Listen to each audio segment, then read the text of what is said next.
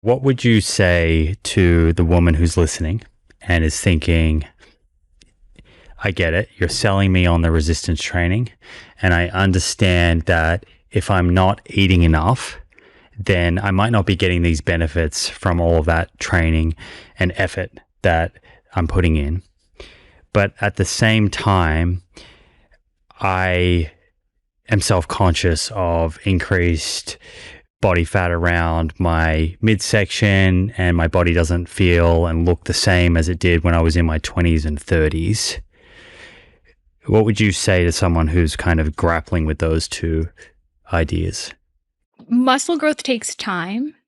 So the reason that I think we're really pushing spending a substantial amount of time, Alyssa said a year, I would love to see more women do that, truly, because when we think about changing our body composition, there are two levers to pull. There's muscle and there's fat. And so the way that we can really see some game-changing body composition results is if we do spend enough time eating at a maintenance, building muscle, and then we focus on the fat loss. Because otherwise, you're just sort of focusing on fat loss. And yes, you're resistance training, but typically, if you're in a deficit and you're lifting weights, then you're maintaining muscle. You're not building new muscle.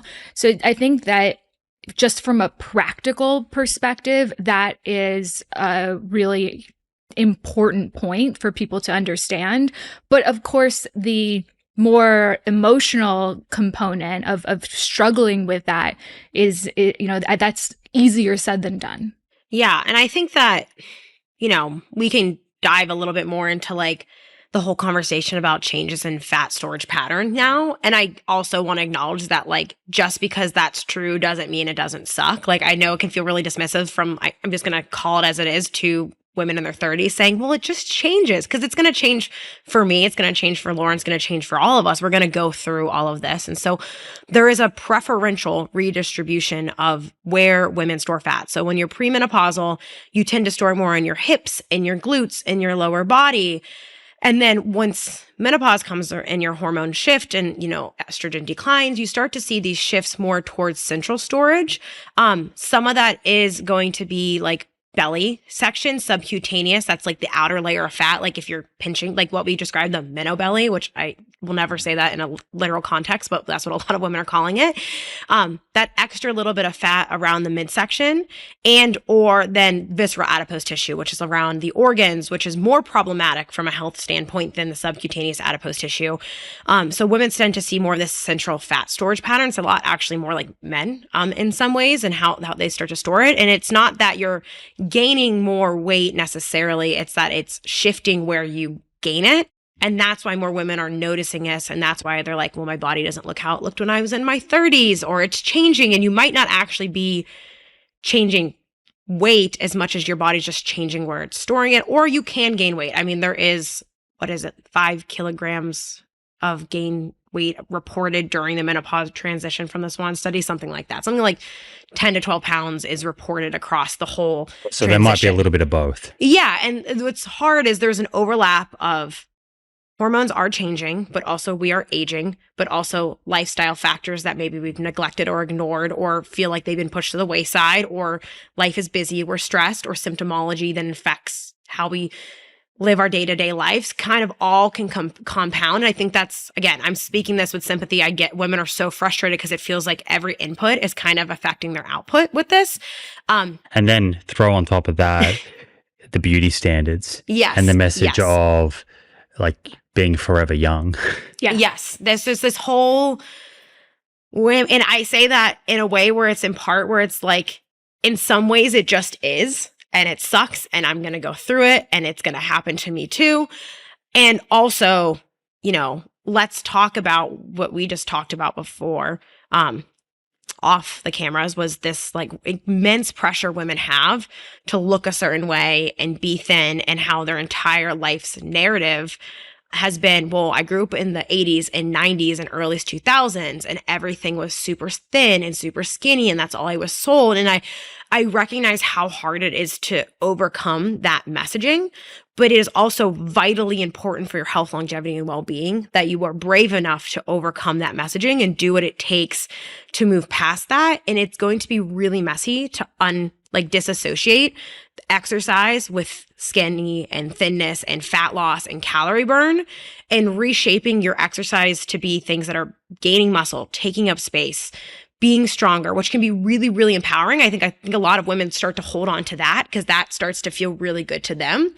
Well, also, I think I mentioned this before, was like, even if your body never changed, those performance gains that you make in the gym are still beneficial and still helpful. But it might take a little bit of challenging that message, that little, monster in your head that's saying like, restrict, be skinny, be thin. And I think where a lot of the marketing in menopause comes from is the fact that women spent their whole life chasing that. And now that you're in your 40s, 50s, and 60s, that approach isn't working anymore for you. And I think what we're offering you is a different approach, but it might feel scary because it's also an approach that is saying, stop restricting, take up space, gain mass, get bigger, maybe weigh more. And that can feel really terrifying if you've never done that in your life. Yeah. What I'm hearing is that if they're over indexing on being small and being skinny, then that can come at the detriment, the expense of these other outcomes like your strength and your power and your bone mineral density, which are, coming back to where we started this conversation, vital to the ability to have the physical capacity to keep doing the actual activities that you love to do. I think we've also been encouraged to compare ourselves to each other. And this is, since we were teenage girls. And so not everybody's menopause transition looks the same, just like not everyone's postpartum experience looks the same when it comes to, how your body might change and whether it changes at a certain rate compared to other people. And now, because everybody's on social media, it's really hard to look around and not play that comparison game. And I think even if you're somebody saying, well, I want to look like that person. And then we think, well, even in the best of all scenarios, when you're eating the protein and doing the lifting and losing the body fat, you don't have the structure to ever look like that person.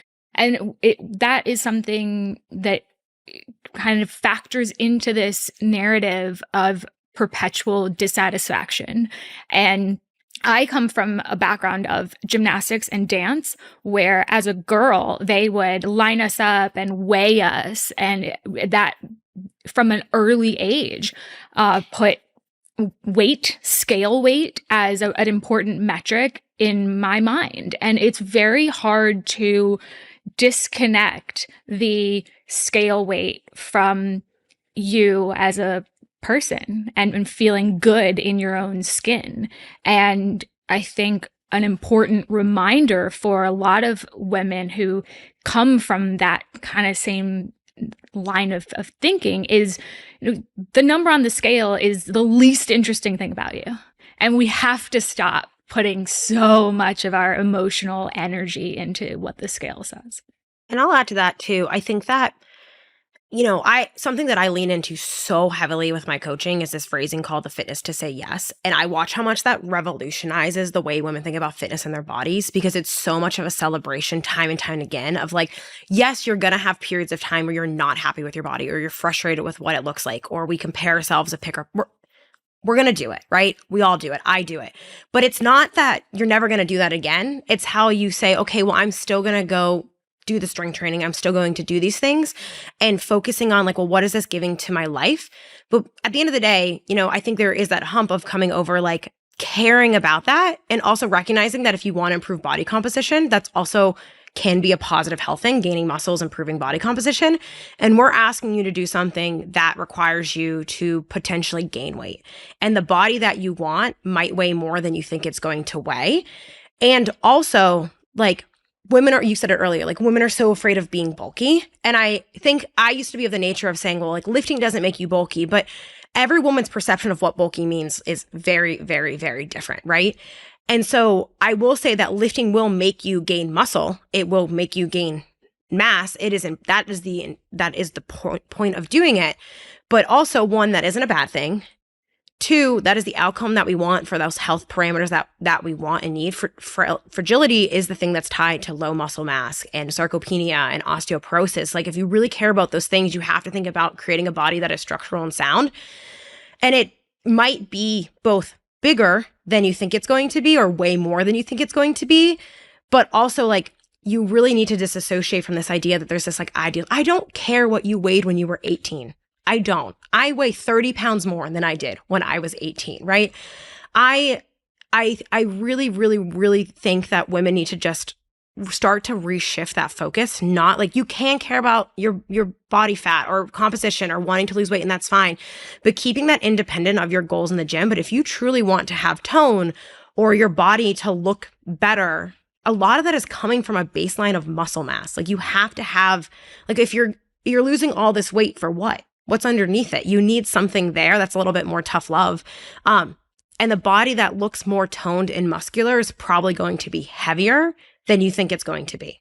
If you've been listening to me or some of my guests talk about the gut microbiome, you'll know that it thrives on very specific types of fiber and polyphenols and resistant starch, many of which the average person falls short on, despite the very best of intentions. That's why Dr. Will Bolsowitz and I founded 38 Terra, a gut health company where science meets supplementation. An independently conducted 15-day M-SHIME study found that our first product, Daily Microbiome Nutrition, or DMN for short, significantly increased short-chain fatty acid production and encouraged the growth of beneficial microbes linked to better gut and metabolic health. It's a simple daily scoop that you can add to water or your smoothie. No sugar, no fillers, just clinically backed ingredients that make your gut bugs happy. So if you want to support your microbiome in a meaningful, science-backed way, check out 38terra.com and use the code THEPROOF to save 20% off your first order.